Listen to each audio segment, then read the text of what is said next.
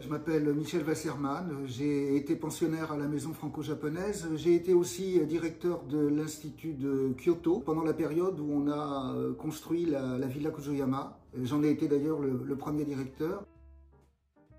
C'est un établissement culturel, c'est aussi évidemment un établissement scientifique, binational et à égalité entre la France et le Japon. C'est aussi, du côté français, un centre de recherche un peu analogue aux écoles françaises de Rome ou d'Athènes, à ceci près que là on travaille sur une civilisation vivante et pas sur des cultures mortes.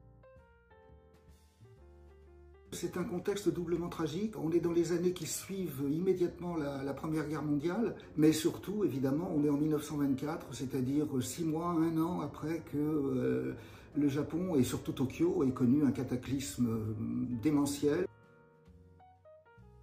Claudel est depuis son enfance japoniste, et donc il est particulièrement bien placé pour comprendre l'importance et la nécessité d'un centre culturel français ou franco-japonais donc.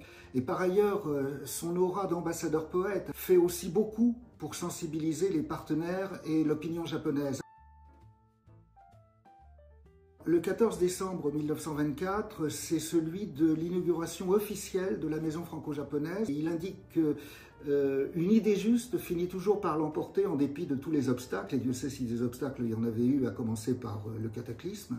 Quelle est cette idée juste? C'est que les peuples vivent, qu'ils se modifient et qu'on ne peut les connaître qu'en les côtoyant. C'est important pour la France de connaître le Japon, mais c'est également important pour le Japon d'être connu parce que du fait de la distance géographique, linguistique, culturelle, il est à même de subir des malentendus. Les jeunes gens qui seront envoyés de France à la maison franco-japonaise apprendront à devenir les artisans français de la relation bilatérale et ils créeront au Japon un foyer de vie française qui sera intéressant également pour leurs jeunes homologues francisants. Qu'elles vivent 200 ans.